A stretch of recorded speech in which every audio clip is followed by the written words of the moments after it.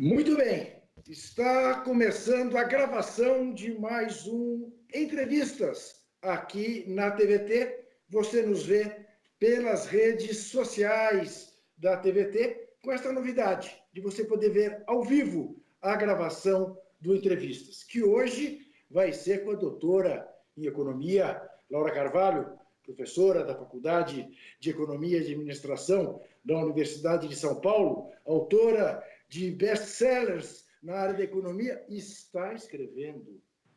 É tão disciplinada que está conseguindo escrever um livro em plena pandemia, que é um tema sobre o qual eu vou querer conversar com ela, porque muita gente diz que a gente está com o tempo sobrando e é ao contrário.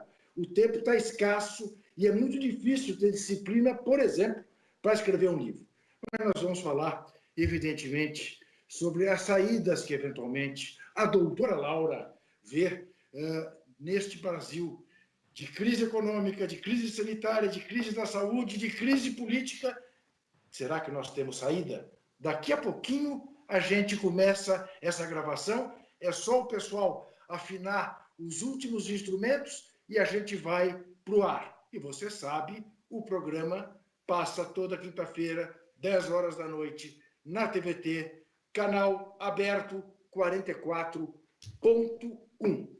Me dizem aqui que já está tudo ok. Então vai rodar a vinheta e nós vamos começar a gravação. Este programa tem apoio cultural da CNM, Confederação Nacional dos Metalúrgicos.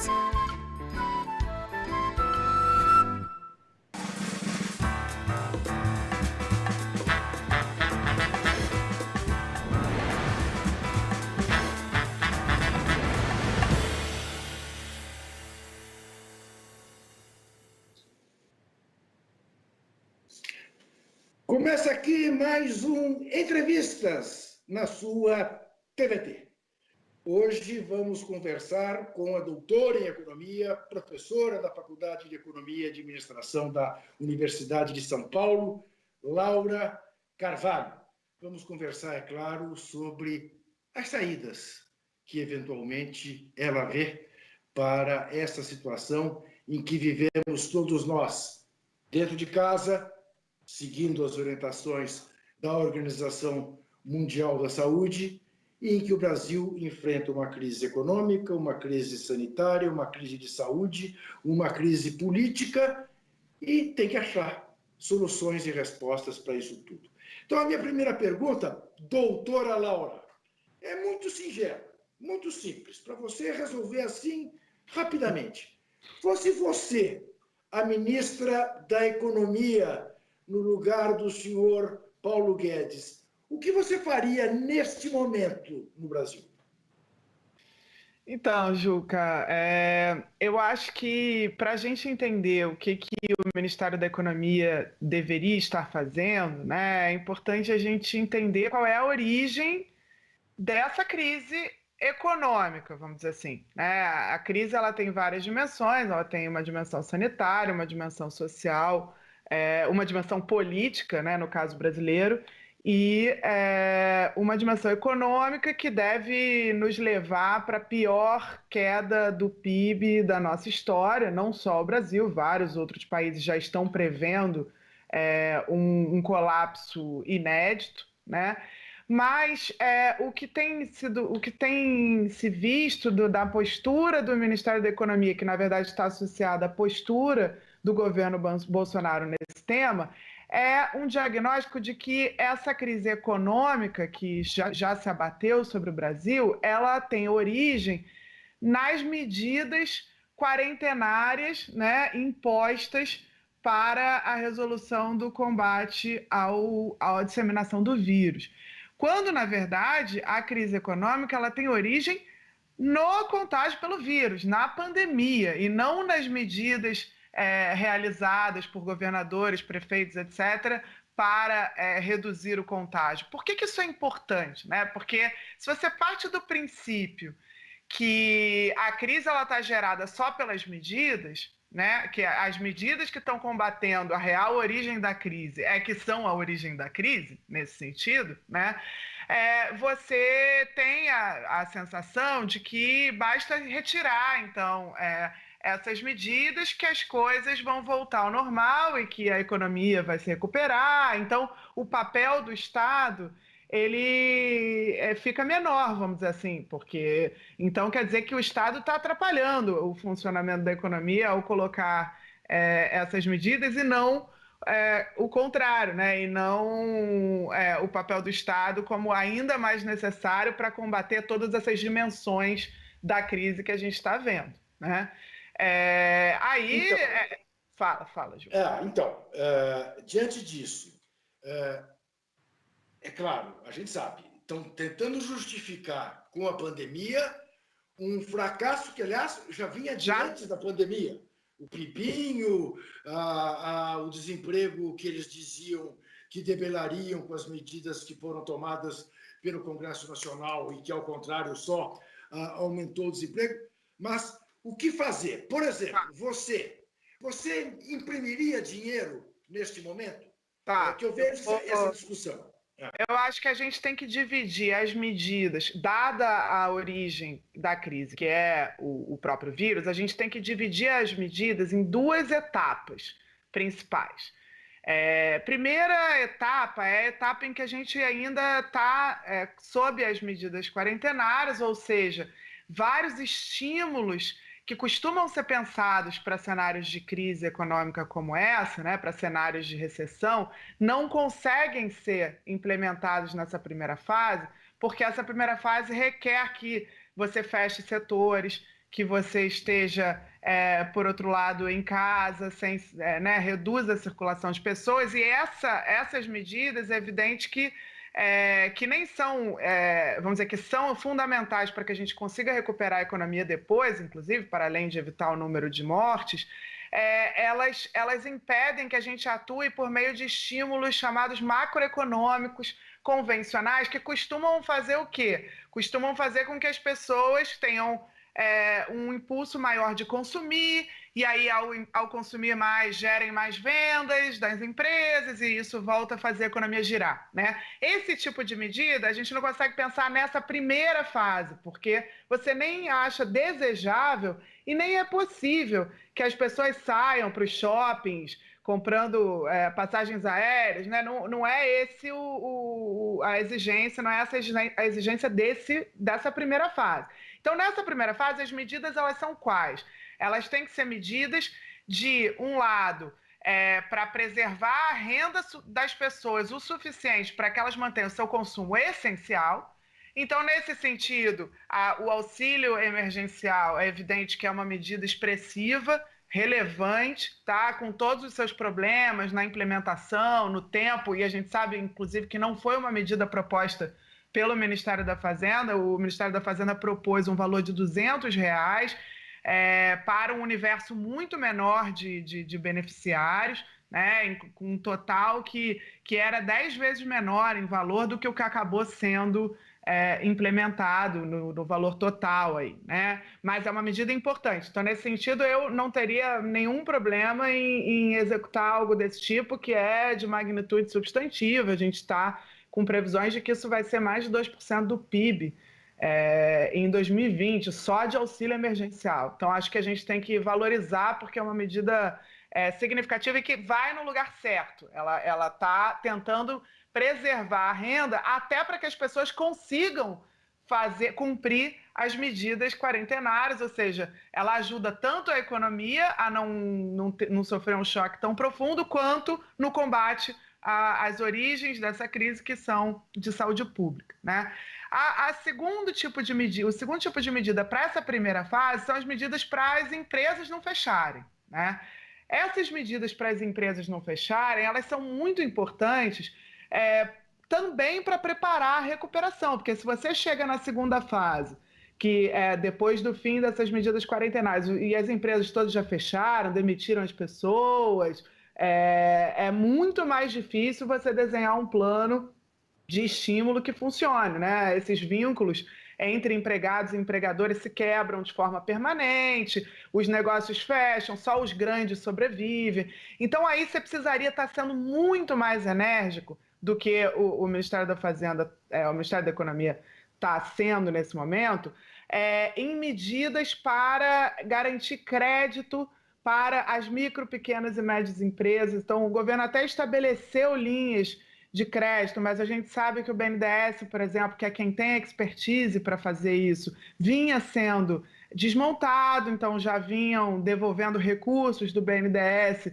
para o Tesouro para tentar melhorar a situação fiscal do país, vinha tendo uma criminalização do BNDES, né, com a história da Caixa Preta, e tudo isso tem uma consequência agora, né? Mas, além de tudo, demorou-se a imaginar, a pensar essas linhas, e essas linhas são fundamentais, porque só quem consegue oferecer empréstimos a juros baixos para essas empresas, num momento em que o setor privado está na defensiva, né? Os bancos não querem emprestar porque tem muito risco, os bancos não emprestam a juros baixos porque tem muito risco, então quando você precisa do banco público, né? E eu acho que aí é a parte que a gente está mais insuficiente ainda na resposta dada. E aí tem outras coisas também para os setores afetados, né? Por exemplo, medidas para tentar financiar a folha de pagamentos que foram feitas, que eu até acho que são relevantes, né? Para as empresas não demitirem, então você Mas oferecer pelo que você está dizendo, Laura, e pelo que eu leio, até nas Bíblias neoliberais pelo mundo afora, Economist, Financial Times, nós estamos vendo o fim do neoliberalismo da maneira como ele era encarado até a pandemia. Quer dizer, a gente vê a preocupação desses veículos, dessa linha de pensamento, em fortalecer o papel do Estado na economia? Eu acho que, sem dúvida, a gente viu uma valorização súbita de vários papéis do Estado como proteção social, o Estado nos serviços públicos, na saúde, o Estado como estabilizador da economia, que eram as coisas que a gente estava discutindo aqui, o Estado para planejar, por exemplo, o desenvolvimento tecnológico e científico do país. Então, sem dúvida, houve uma valorização desses vários papéis. Agora, eu tendo a achar que falar em fim do neoliberalismo ou mesmo em fim do capitalismo, alguns consideram que automaticamente essa pandemia ela vai gerar um mundo mais justo depois, né, mais sustentável, etc. Eu tendo a achar que isso depende de correlações de força e de uma mobilização que já deveria estar acontecendo agora. Se agora a gente está com medidas ainda insuficientes para reduzir o enorme impacto que essa pandemia vai ter sobre as desigualdades, sobre a renda, os empregos das pessoas mais vulneráveis. Quer dizer, se a gente não está conseguindo responder à altura agora, como que a gente pode esperar que depois, nesse mundo pós-pandemia, seja tudo tão cor-de-rosa assim? Né? Eu acho que você está mais com o pé no chão, tem muito de desejo, né? Nessa ideia de que vamos ter um mundo melhor depois da pandemia. Vamos ver, Laura, o que tem a te perguntar o Luizão, o Luiz Carlos da Silva Dias, que vem a ser presidente da Federação dos Sindicatos da CUT. Boa tarde, Juca, Laura, e a todos aqueles que acompanham a entrevista. Laura, diante da pandemia causada pelo novo estamos com um probleminha técnico aí, não estamos pela falta de ação então, por favor, do governo federal, uma série de atitudes insanas, a gente percebe o que alguns chamam de... Você conseguiu, em meio a isso tudo, você conseguiu estar escrevendo um livro? Que livro é esse? Então, é sobre isso tudo. Essa é sobre isso tudo.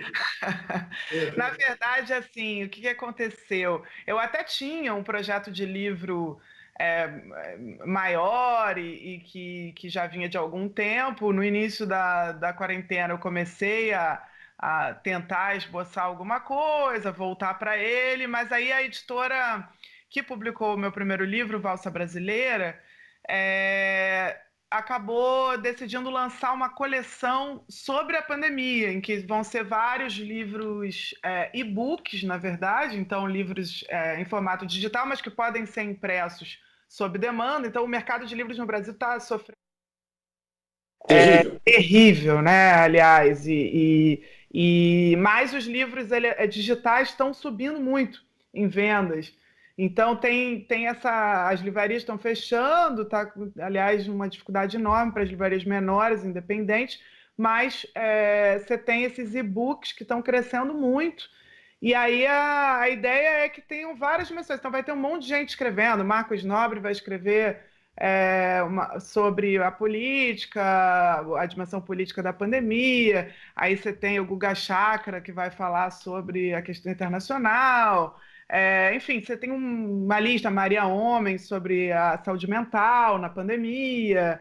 E aí eu fiquei com o de economia. E são livrinhos pequenos, né? A ideia é que sejam... Qual editora é? É a Todavia. Todavia. É muito Todavia. legal. Boa. Então aí eu estou agora debruçada nisso, que é justamente a ideia do livro é muito relacionada à sua última pergunta, que é quais são os papéis do Estado que a pandemia ajudou a revelar. Então, eu estou estruturando exatamente em cima desses papéis do Estado que foram revelados e aí analisando as medidas tomadas aqui em outros países a partir desses papéis. Tá. Bom, eu vou fazer um rapidíssimo intervalo, mas antes de fazer esse intervalo, eu tenho uma pergunta aqui só entre nós dois. Uhum. É quase uma fofoca, mas é a seguinte, Laura, eu te confesso, você é mais uma economista com quem eu converso e para quem eu vou fazer essa pergunta. De todos até agora, eu ouvi a mesma resposta, espero que de você a resposta seja diferente. O Paulo Guedes é, assim, uma espécie de Damares da economia, de Weintraub da economia, um Bolsonaro na economia, ou seja, ele tem algum respeito intelectual na academia, já participou de alguma coisa, porque eu nunca consegui, eu já falei com uns 10 economistas de linhas diferentes. Não, Não. Não, de fato, não é alguém que tinha um respaldo na academia, ele tinha uma atuação no mercado financeiro, mas ele, de fato, se comporta muito, e nesse sentido até pode se aproximar de outras figuras do governo Bolsonaro, como um palestrante. Ele sempre teve essa coisa de ser alguém que fala muita besteira, fala coisas sem respaldo, mas tem um apelo de um carisma, de estar ali soltando frases feitas, né? Que é algo que combina muito com o governo Bolsonaro, mas que não combina nada com o que uma pandemia como essa, por exemplo, exige de uma equipe econômica, né? Então, ele não é alguém que se comporta como ministro, como gestor. Aliás, não teve nunca nenhum contato com a máquina pública.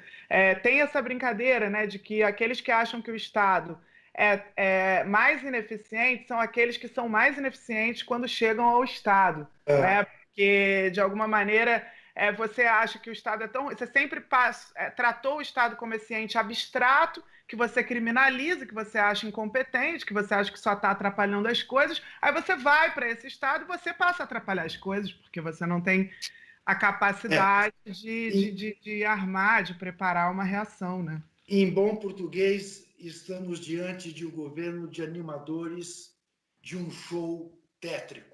Exatamente. Eu acho que essa mobilização permanente que o governo Bolsonaro tem como estratégia, o governo Bolsonaro e, aliás, histórias do fascismo, do país desde sempre, né? Essa mobilização permanente, ela também acaba sendo o que o Ministério da Economia faz, né? Então fica animando a torcida de várias maneiras e é pouco pragmático, né? Inclusive tem uma visão anacrônica, meio antiga do que é o Estado, do que é o papel do mercado do Estado. Então nem as pessoas da escola de Chicago, os economistas hoje, né, da escola de Chicago, de onde veio o Paulo Guedes, não tem uma visão tão radical muito longe disso, quanto ele em relação à capacidade do setor privado sozinho resolver todos os problemas, alocar todos os recursos da sociedade da melhor forma. Isso não existe hoje na pesquisa econômica, né?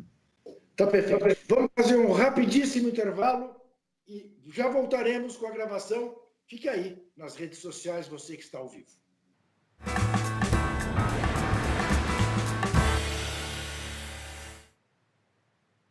Muito bem. Estamos aqui agora falando apenas com as redes sociais. Vamos ver. Aliás, eu tenho um recado para você que nos vê nas redes sociais. A partir da próxima gravação, na quarta-feira que vem, só vamos estar no YouTube e apenas com aqueles que são, digamos, nossos sócios torcedores. É uma maneira que nós estamos encontrando para privilegiar aqueles que se associaram à TVT e aqueles que venham a se associar e que queiram fazer parte dessa experiência, na verdade, de TV pública e a única TV pública de movimentos sociais hoje no Brasil. Portanto, a partir da semana que vem, só estaremos no YouTube e apenas e tão somente para aquilo que eu estou chamando dos sócios torcedores da TVT. Associe-se você também. Roda a vinheta que a gente vai voltar com a gravação com a doutora Laura Carvalho.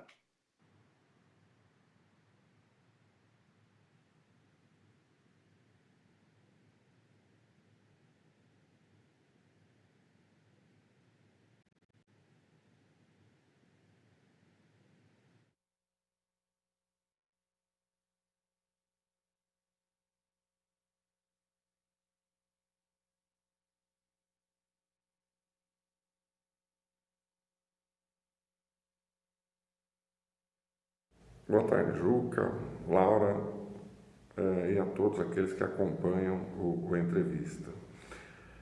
Laura, diante da pandemia causada pelo novo coronavírus... Não ouvimos. E pela falta de ação do governo federal, com uma série de atitudes insanas, a gente percebe o que alguns chamam do surgimento dos verdadeiros opositores ao governo federal.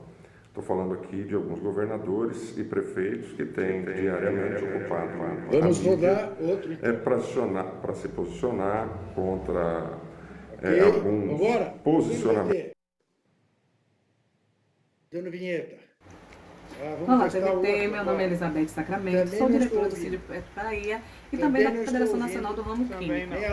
Então, as empresas estatais estão presentes em todos os países do mundo. Vale ressaltar a importância dessas empresas como ferramenta de desenvolvimento quando bem empregado pelos seus governantes. Durante essa pandemia, nós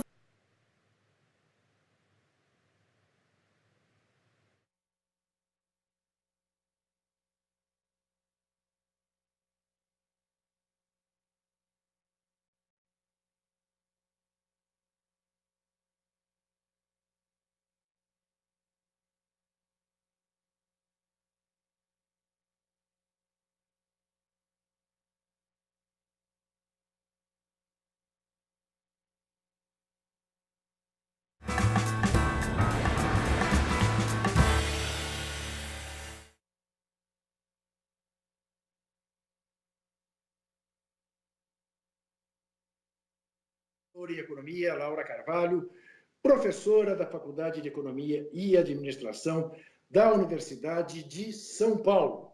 E falávamos, então, do nosso ministro da Economia, que não chega a ser exatamente alguém confiável, infelizmente, como de resto são os outros ministros.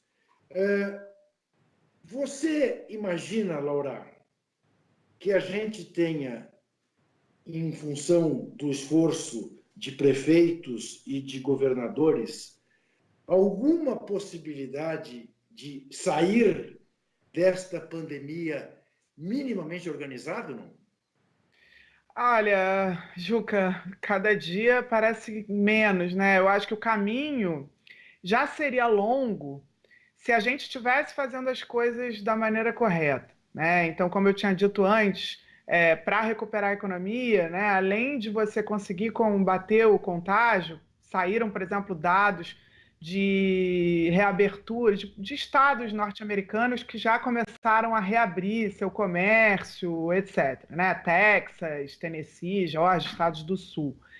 E os números são terríveis, quer dizer, a frequência em restaurantes pós-reabertura, ela não recuperou nem 20% do que você tinha antes do início da quarentena, no início de abril. Quer dizer, não basta você sair da quarentena para as pessoas quererem voltar às suas atividades, né? Para isso, as pessoas têm que estar se sentindo muito seguras de que não vão ser contagiadas, né? De que tem que ter testagem em massa, quer dizer, tudo isso que os especialistas em saúde pública, e a eles cabe, na verdade, definir, né, e não aos economistas, o que é o necessário para conseguir sair dessa situação,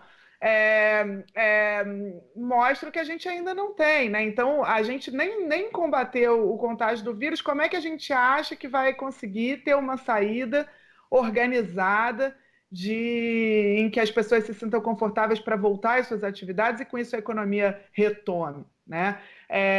Não, assim, até você tem medidas que podem ser pensadas para isso, né? Por exemplo, outros estímulos nessa segunda fase, investimentos públicos, infraestrutura, coisas que, enfim, tornar permanente a renda básica, coisas que poderiam ajudar a uma saída mais rápida de um quadro de alto desemprego, de um quadro que já era, como você mencionou, de uma estagnação e de uma estagnação desigualitária, né, em que os mais pobres ainda perdiam renda e só o meio e o topo recuperavam um pouquinho, né?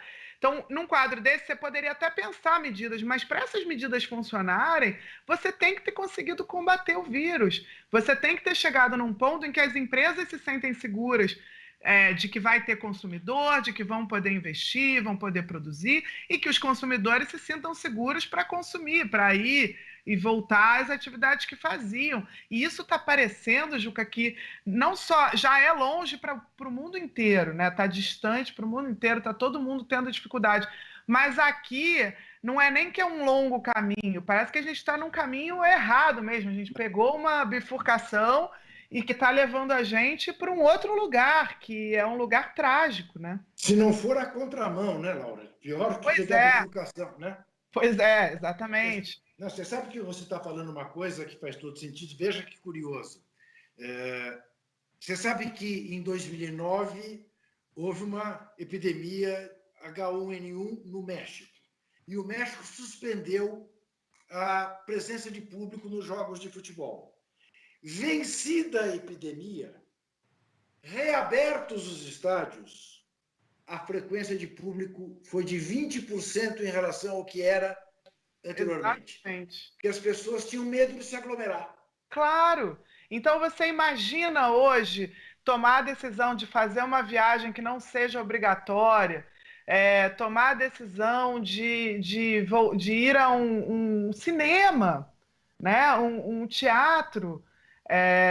Realmente assim, tem um conjunto, ou um estádio de futebol, quer dizer, tem um conjunto de atividades que vão ficar enfim, que vão deixar as pessoas inseguras durante algum tempo, né? Então é aí que entram políticas públicas para você tentar preservar minimamente esses setores para que eles existam depois, né? Laura, eu não me lembro, eu acho que quando eu te fiz a primeira pergunta, eu acrescentei um dado e eu acho que você acabou não explorando. Tá.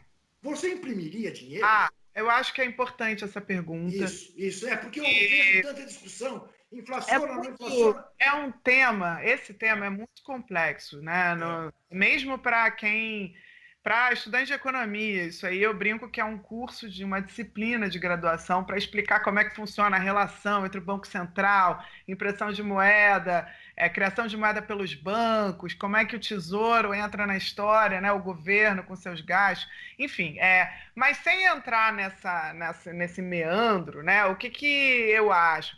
Que, na verdade, na situação que o Brasil tem hoje, ao contrário de países ricos, que já chegaram a uma taxa de juros zero, e por isso tanto faz, na verdade, lá, né, como os títulos públicos que compõem essa dívida pública rendem juros, nos países ricos já tanto faz para as pessoas ter dinheiro ou ter títulos públicos, porque o juro já é zero, né? Aqui no Brasil, a gente está numa situação um pouquinho diferente. Então, eu não tenho nada contra. Eu não acho que a gente tem risco de inflação, eu não acho que a gente está com risco de que isso gere problemas, a impressão de moeda para financiar os gastos. Não é isso, tá? No entanto, eu acho que a gente está numa situação ainda em que, na verdade, faz pouquíssima diferença. Você imprimir mais moeda para pagar diretamente os gastos de combate à pandemia vai, pela maneira como funciona o Banco Central, obrigar que o Banco Central enxugue essa expansão adicional com venda de títulos públicos. Então, no fim das contas, vai gerar dívida pública do mesmo jeito. Por que eu estou falando isso? Porque, na prática, o que a gente já está fazendo, e eu acho que, aliás, essa crise ajuda a desmontar alguns mitos criados anteriormente de que não tinha dinheiro, de que o país estava quebrado, de que não tinha de onde tirar dinheiro, etc. A gente já está vendo gastos que vão levar em 2020 a um déficit do governo, né, das contas públicas, da ordem de 7% do PIB, uma coisa extraordinária. Quer dizer, você já está vendo esses gastos, e esses gastos estão sendo financiados por dívida. O governo está se endividando, como, aliás, tem de fazer numa situação como essa. O governo não é como uma família, o governo tem a capacidade de se endividar numa situação de crise, e nesse sentido faria pouca diferença. Ele já está conseguindo fazer os gastos. Imprimir moeda também ia gerar dívida pública do mesmo jeito. Então, eu acho que nesse debate a parte importante é a seguinte: as pessoas estão pensando que imprimir dinheiro é o que dá a condição para o combate, porque as pessoas estão na cabeça que não tem dinheiro, quando, na verdade, já estamos gastando com o endividamento e podemos fazer assim, né? Eu acho que, claro, a gente pode pensar outras coisas, pode pensar lá na frente em também taxar mais renda, patrimônio dos mais ricos, para distribuir melhor os custos. Aliás, essa questão, Laura, essa é uma outra discussão. Essa coisa de taxar fortunas, eu leio que isso, na verdade, foi praticado em pouquíssimos países, em proporções muito pequenas, e invariavelmente não deu certo porque as grandes fortunas emigraram, foram embora dos países que fizeram isso. Como é que você vê essa questão? Olha, o que eu acho, tá? O imposto sobre grandes fortunas, até é evidente que existem paraísos fiscais, é evidente que existem fugas de patrimônio de um lugar para o outro, e aí quem estuda a área sempre estima que uma parte, né, do imposto vai fugir. Isso, mesmo para quem estuda essa implementação em vários países, você sempre pode ter uma parte em que há uma evasão, em que não se paga, etc. Isso aí é possível. Agora, ainda assim, ele é um imposto que, claro, seria ideal que fosse coordenado globalmente para não ter tanta fuga, né, para não ter tanta evasão. Então, esse é um primeiro ponto. Outros países estão discutindo, nós não somos os únicos. Então, entrar nessa discussão já é algo positivo, né, já seria algo positivo. Mas ele é um imposto que tem um simbolismo até maior do que a capacidade de arrecadação dele.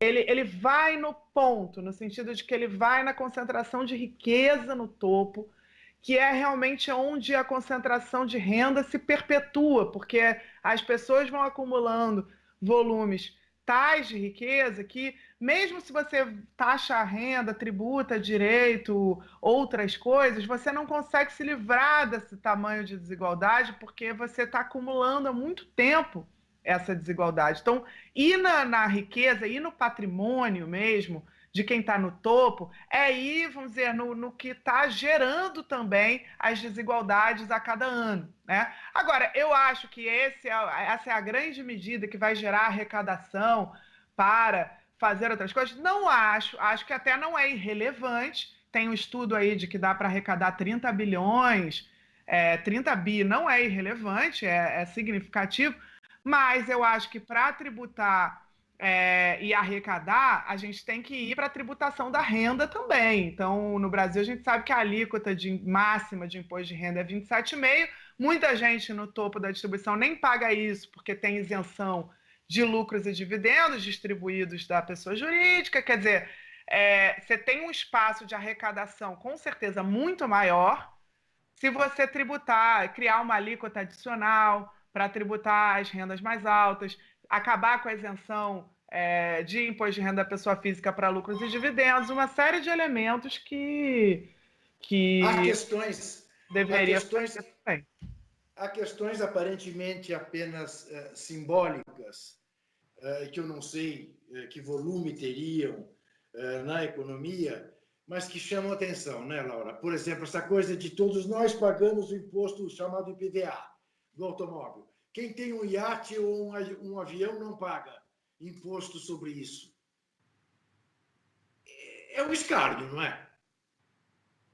Sim, eu acho que aliás, a tributação no consumo já é um escárnio. O fato das pessoas pobres pagarem uma parcela muito mais alta em imposto, porque os bens consumidos, né, no supermercado, etc., na verdade, tem uma tributação muito alta no Brasil, o que faz com que o mais rico pague o mesmo imposto que o mais pobre na hora de adquirir produtos, já é escandaloso, né? Então, os impostos sobre patrimônio também, o IPTU, a herança no Brasil, a herança é pouquíssimo tributada, mesmo no liberalismo econômico mais clássico, que visa dar igualdade de oportunidades para as pessoas, a tributação da herança é justificada, porque você nunca terá uma sociedade com igualdade de oportunidade, inclusive imaginando o mais otimismo cenário do capitalismo, que é cada um que é bom realmente, que tem o mérito, vai chegar lá. Como é que você faz isso se a herança já cria uma riqueza inicial para alguns que não cria para outros, uma diferença enorme? Né? Então, isso tudo no Brasil é escandaloso. A gente realmente... O Estado, ele até distribui alguma renda na hora de gastar. Então, ele gasta no conjunto de gastos, com saúde, educação, assistência social, etc., mesmo a previdência incluída, o conjunto de gastos ele até reduz a desigualdade inicial, vamos dizer, que o sistema gera. Mas na hora de tributar, de cobrar imposto, o Estado brasileiro concentra muito a renda. Então, quase que o gasto só serve para enxugar, neutralizar o efeito concentrador de renda que a tributação tem, né? Então, essa é a reforma. Todo mundo fala em reformas urgentes, precisamos voltar com as reformas, etc. A reforma mais urgente, sem dúvida, é a tributária. A gente não tem nem proposta na mesa que resolva essas injustiças. Teremos uma nova geopolítica pós-pandemia? Que papel... Olha, essa é uma boa pergunta. Eu acho que sim, tá? Agora, eu acho que aí também tem alguns desejos que as pessoas misturam com uma leitura, uma análise da realidade, né? Primeiro, né, qual será o papel da China nesse pós-pandemia? Será que, de fato, a China vai assumir um papel mais protagonista, inclusive como defensor da globalização, e os Estados Unidos vão assumir um papel de antagonista aí da China, mas com menos apoio do resto do mundo, porque vão se colocar como os contrários, né, os defensores do nacionalismo, olhando para dentro, do nativismo, mais ainda? Eu acho que é possível, né? Eu acho que, por exemplo, a pandemia ela pode acabar criando um pretexto em muitos países ricos para aqueles discursos que já existiam anti-imigração, anti-entrada de pessoas, né, anti-entrada de mercadorias, porque agora você vai ter uma justificativa racional aí, né? Você não quer que as pessoas entrem porque aqueles países de onde elas são não controlaram o contágio pelo vírus. Então, nós, inclusive, países que não estamos conseguindo controlar o contágio pelo vírus, estamos mais sujeitos a barreiras à entrada, seja para turismo, seja para negócios em outros países. Então, isso certamente ocorrerá. Agora, o que eu tenho dúvida é se a China ela vai ter a postura que muita gente começou a imaginar com um paralelo com a postura que os Estados Unidos tiveram no pós-Segunda Guerra, né? Então, os Estados Unidos, com o Plano Marshall, fizeram investimentos para a reconstrução da Europa, claro que ali sob a ameaça da adesão ao comunismo, sem dúvida, mas eu tenho menos otimismo no sentido de que, claro, seria muito importante se a China assumisse um papel, por exemplo, de ajudar ao próprio combate ao vírus em países da África, né, em países com uma situação mais difícil, que não tem recursos disponíveis, nos organismos multilaterais, no FMI, para conseguir dar empréstimos para esses países que, ao contrário do Brasil, tem dívidas em dólar com o FMI, com credores estrangeiros, até estão enfrentando uma dificuldade enorme.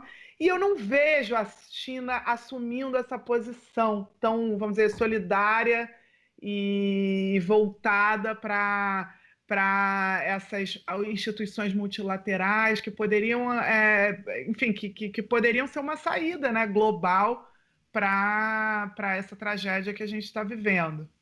Ok. No próximo bloco eu ainda vou querer explorar mais um pouquinho, porque eu tenho a impressão que essa sua resposta deixa o Araújo absolutamente apavorado. Imagina se a China resolve ser generosa, se a China resolve ajudar os países africanos ou os países da América Latina ainda em desenvolvimento. É o perigo comunista chegando via Oriente. Mas a gente já volta com essa conversa com a Laura. Vamos fazer um rápido intervalo. Fique aí nas redes sociais, que temos recados para você.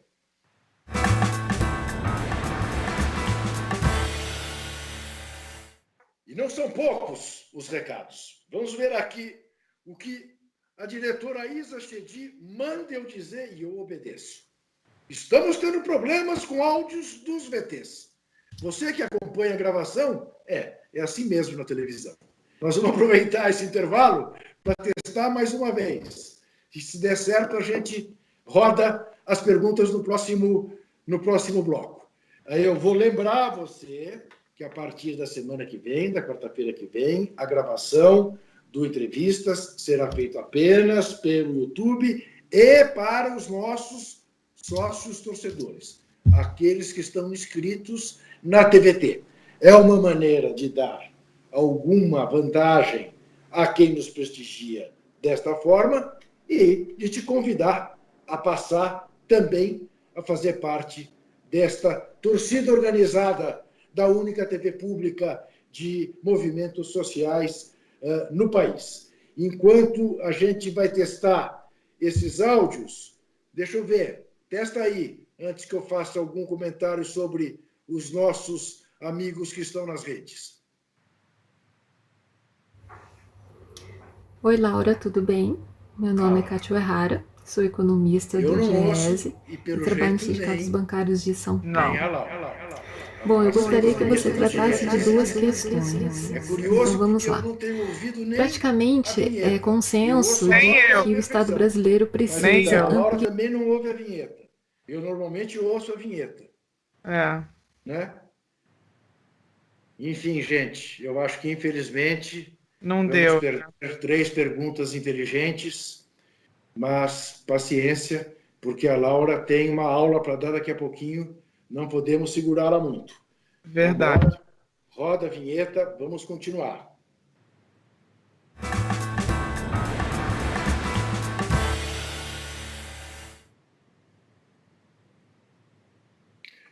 Estamos de volta aqui com o Entrevistas, e agora eu é que perdi aqui o jeito de controlar o tempo, coisa que eu preciso fazer. Paciência. Alguém me avisa quando eu estiver chegando perto dos 18 minutos. Ok? Bom, Laura, falávamos então do nosso chanceler. Tudo que ele mais teme é que a China desempenhe esse papel. Né? E faz todo sentido aquilo que você disse, que o Trump lá e o Bolsonaro aqui se voltem contra o globalismo. Não é isso? Então. Na verdade, a gente já tinha, né? Eu acho que tem uma visão que eu concordo bastante, que é a pandemia, ela vai acelerar, até exacerbar, né? Agravar tendências que já vinham de antes, né? Muito mais do que criar um mundo novo, né? Então, que tendências que vinham de antes e que essa pandemia contribui para aumentar? Eu acho que uma delas é justamente essa tendência aos autoritarismos, a essa crise da globalização, da qual em que esse contexto de autoritarismo começa a atribuir ao tal globalismo. Então, tendências anteriores à pandemia vão ser exacerbadas pela pandemia. É isso que está acontecendo de forma rápida. Isso vale também para a crise do neoliberalismo que você tinha mencionado antes, né? É uma tendência anterior já, o foco nas desigualdades. As intervenções que vieram em 2008, na crise financeira global, já foram substantivas. Quer dizer, já havia também um questionamento crescente do neoliberalismo que a pandemia contribui para exacerbar. Então, essas várias tendências que a gente vinha enxergando no mundo, elas são aceleradas, né? E aí a questão que fica é para onde vamos em termos... enfim, que tendência que vai ganhar? É a tendência antiglobalista, da qual fazem parte, né, Donald Trump, Bolsonaro, o primeiro-ministro húngaro, Viktor Orbán, e outros desses líderes da extrema-direita global que surgiram nesses últimos anos? Ou será que vamos mais longe num resgate do papel do Estado de bem-estar social e mesmo dessas cooperações globais necessárias, né, nos organismos multilaterais, etc., para fazer frente à pandemia? Eu acho que a gente vai ver na geopolítica um reflexo desses vários movimentos ao mesmo tempo, o que evidentemente vai gerar tensões, né? Então, as tensões vão crescer entre, por exemplo, a postura da Europa, da Merkel, do Macron, da China, por outro lado, e de outro a postura norte-americana e dessas outras lideranças antiglobalistas, né? Então, quem que vai ganhar mais espaço não dá para saber. Eu tenho, por exemplo, a esperança de que o Donald Trump sofra um abalo, né? Antes eu considerava certa a eleição do Trump nos Estados Unidos no ano que vem, né? Os Estados Unidos estavam com a taxa de desemprego mais baixa dos últimos 50 anos antes da pandemia, menos de 4%.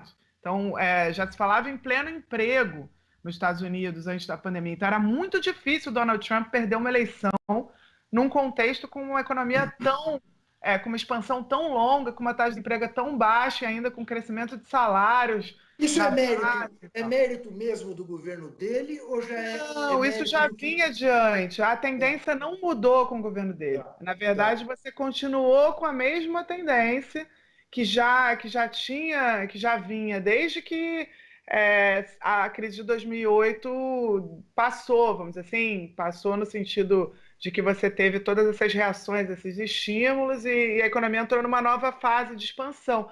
Mas a gente sabe, né? Pouco importa o que causou. Aquele presidente que está na hora certa, no lugar certo, né? Com uma economia pujante, com uma taxa de desemprego baixa, ele consegue se reeleger. Já o presidente que dá azar, leva uma crise externa no meio do governo, leva outro choque, etc., tem dificuldade de se eleger. Então, do mesmo jeito que isso aconteceu e muitas vezes no passado, né, aqui no Brasil e nos Estados Unidos, esse choque, ele, claro, abala as perspectivas tanto para a reeleição do Trump, que, na verdade, é mais prejudicada porque é mais próxima, né? Ela vem já no ano que vem, quanto até a reeleição do ex-presidente Jair Bolsonaro, do presidente Jair Bolsonaro. Já estou falando ex aqui, porque a gente já olha... o desejo.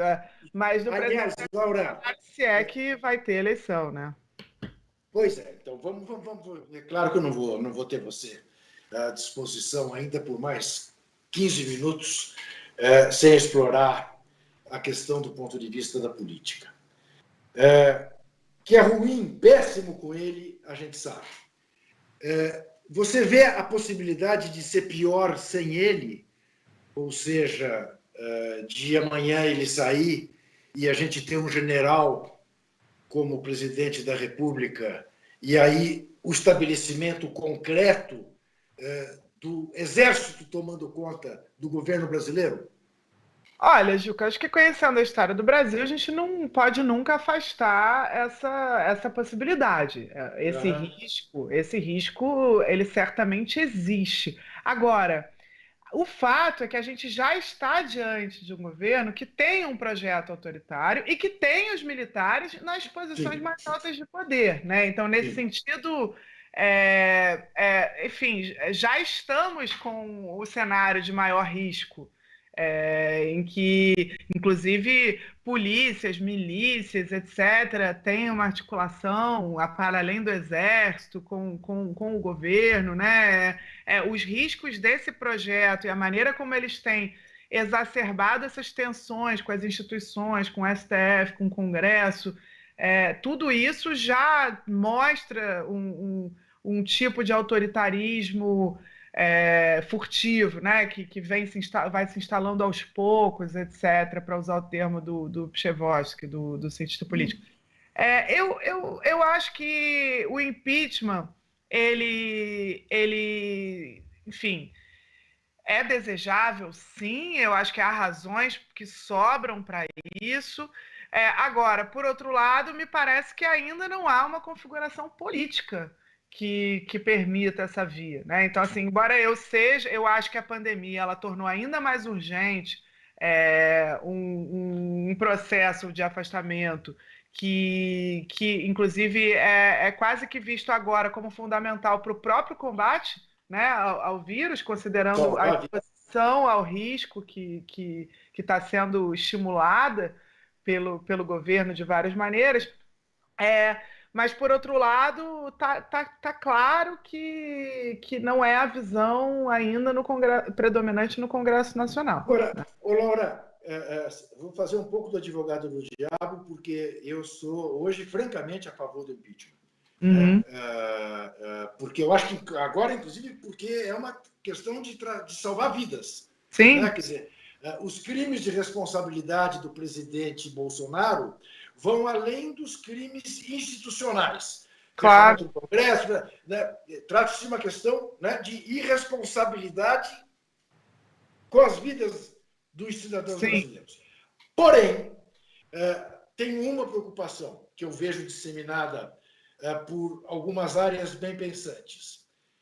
Puxa vida, da redemocratização para cá, teremos um terceiro impeachment. Não estamos desmoralizando o voto popular? Como você vê essa questão?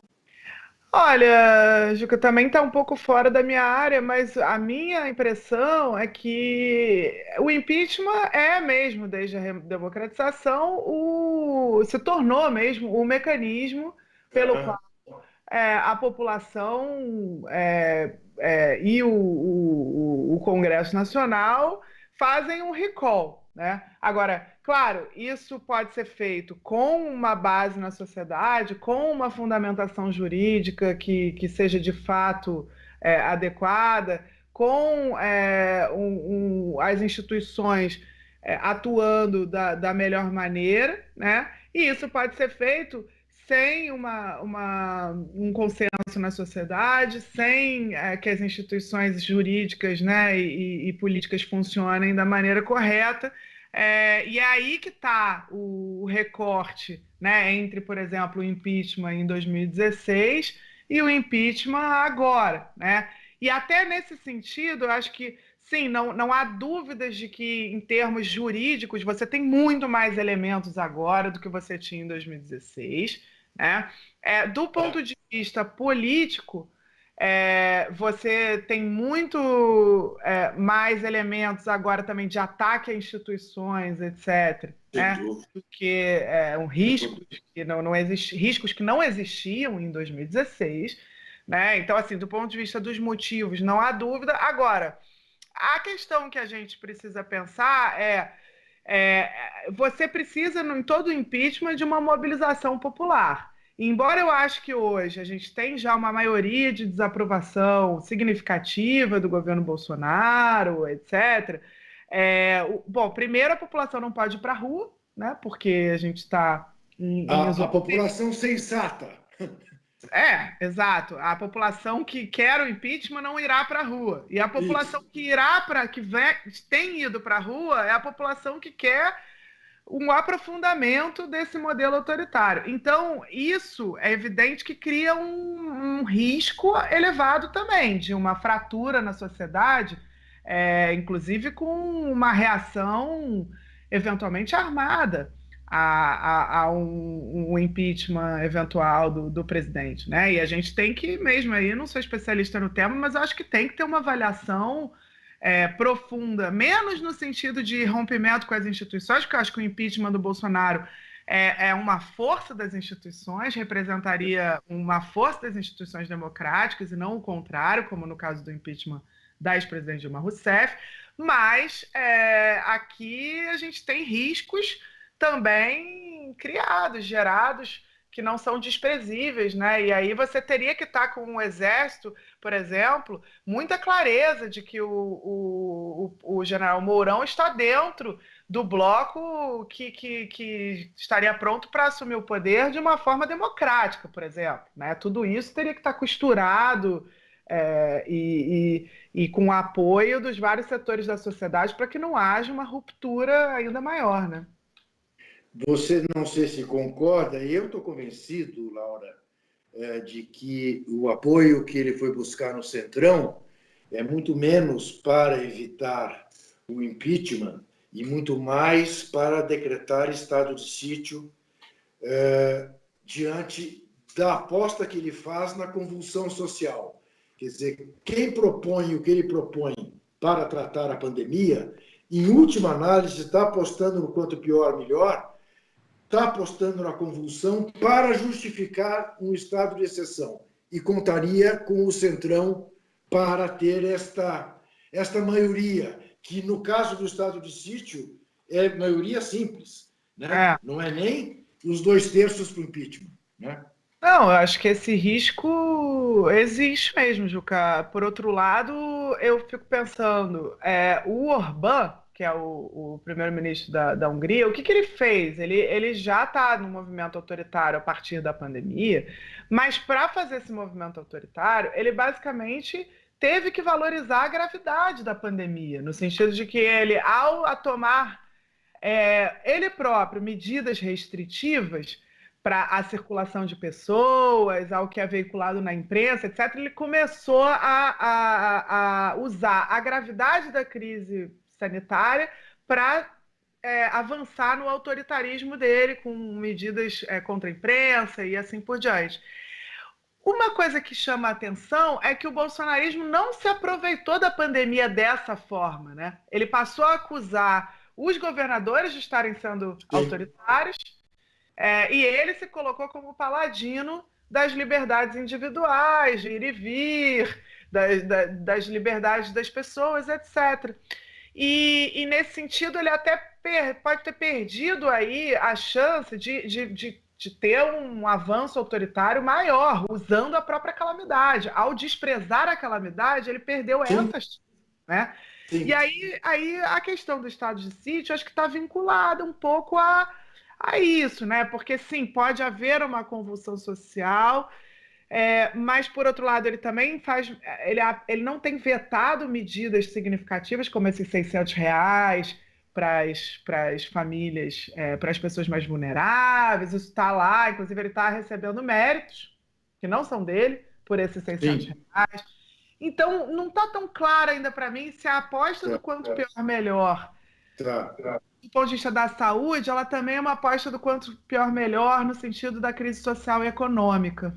Como última questão, Laura, infelizmente, que estamos com o nosso tempo quase esgotando, você há de ter lido o manifesto da Comissão Arps, dizendo que Bolsonaro perdeu a capacidade de governar, assinado por 6 ex-ministros de governos recentes. Que avaliação você faz Você acha que esse pode se tornar um manifesto que aglutine os democratas brasileiros pela derrubada desse governo? Eu acho que a gente está caminhando lentamente para aglutinar as forças democráticas pela derrubada do ex-presidente. De novo, eu já falo ex-presidente. Do presidente Jair Bolsonaro. Acho que a gente está aglutinando essas forças. A dificuldade que a gente tem é transformar essa aglutinação numa mobilização concreta, né? Porque a gente não consegue sair na rua. Então, ao não sair na rua, a gente deixa de criar um dos pilares fundamentais de todos os impeachments anteriores, né? Que foram as manifestações de rua. Sim. E aí é aí que eu acho que mora a dificuldade e o obstáculo. Então, eu não vejo o impeachment surgindo com essa velocidade que a gente precisaria para o enfrentamento dessa pandemia. Eu até vejo esse impeachment andar, mas ele não, enfim, ele não está ganhando ainda a maturidade para ser aprovado a tempo. É isso que me preocupa muito. Laura Carvalho, muitíssimo obrigado por dispor do seu tempo conosco. Obrigada. Obrigado a você.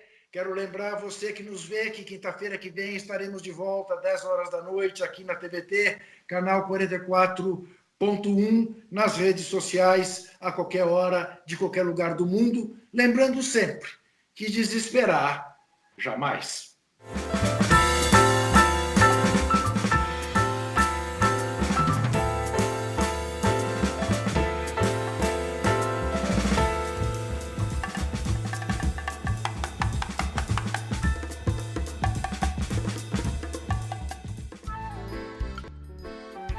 Este programa tem apoio cultural da CNM, Confederação Nacional dos Metalúrgicos.